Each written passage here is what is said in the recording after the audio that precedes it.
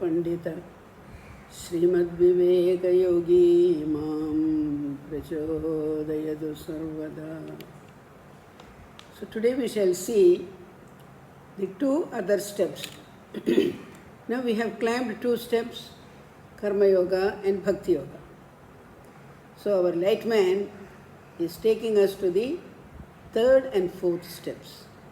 So the third step is Raja Yoga. Raja Yoga, I feel, is like a walking stick. Without that walking stick, no devotee can walk through his life.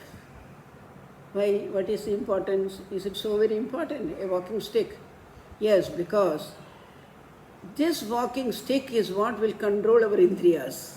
See, it is our indriyas, the 5 robbers, 4 taskaras, who spoil our life. They go on tempting us, feeding wrong informations into our mind, creating attachments in our mind, creating unwanted desires in our mind. What is the desire? If you get that, you will be happy. If you go there, you will be happy. If you hear this, you will be happy. If you taste this, you will be happy. So they give us wrong information of happiness. Happiness purely concerned with our worldly sensual satisfaction.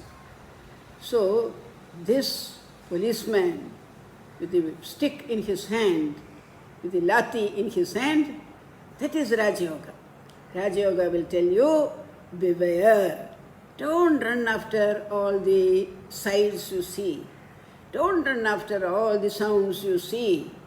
Don't run after all the different tastes, etc. So all the Panchendriyas, the 5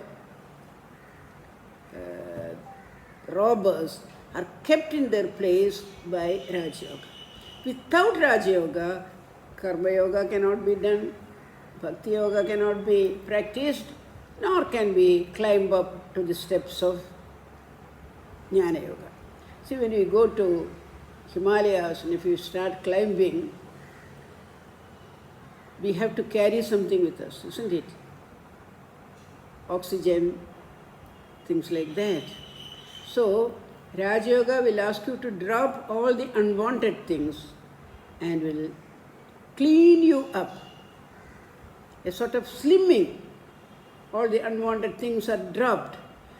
So, Yama, Niyama, Pratyahara, Pranayama, all those are techniques by which all your unwanted luggage which you have accumulated in your life, they can be got rid of.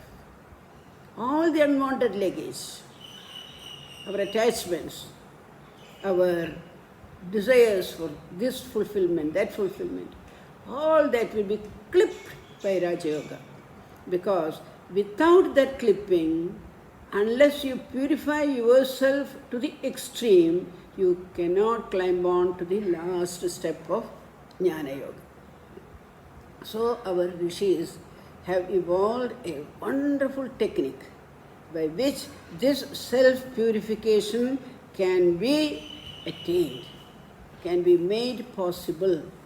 So this purification means your attachment to body. So through proper asanas, etc., you know how to keep yourself steady in one posture.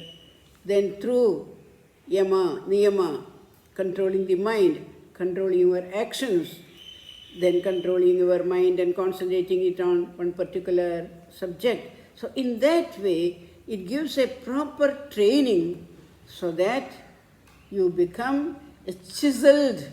See, everybody cannot climb the Mount Everest.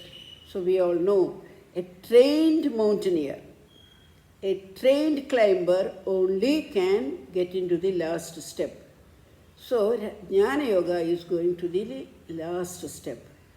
So Raja Yoga, because of its capacity to clean up the human being, Swamiji calls it, it is the science of religion.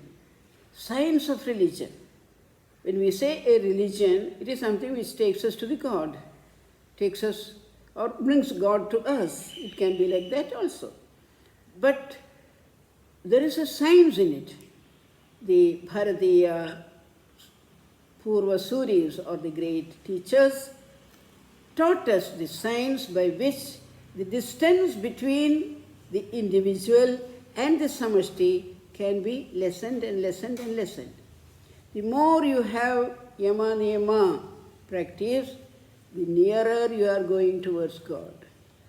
The more you have control over your body or your prana, your breathing, then you go nearer and nearer.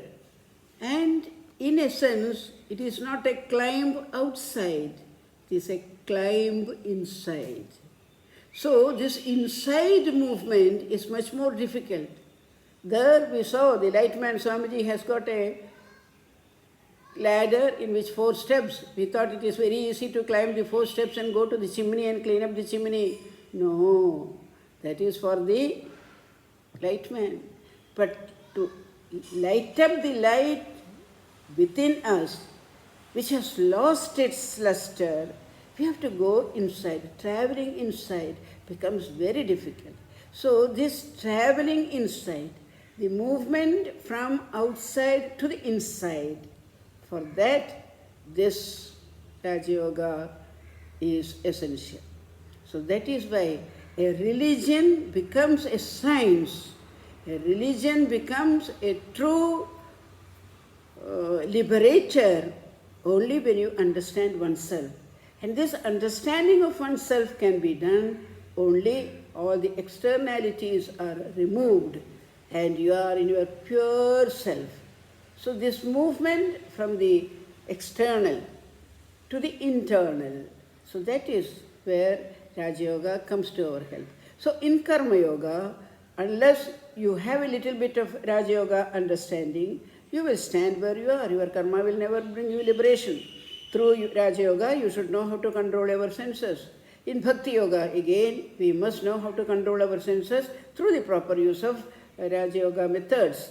So, Raja Yoga is thus a very important policeman who will guide us in our ascent to the highest awareness.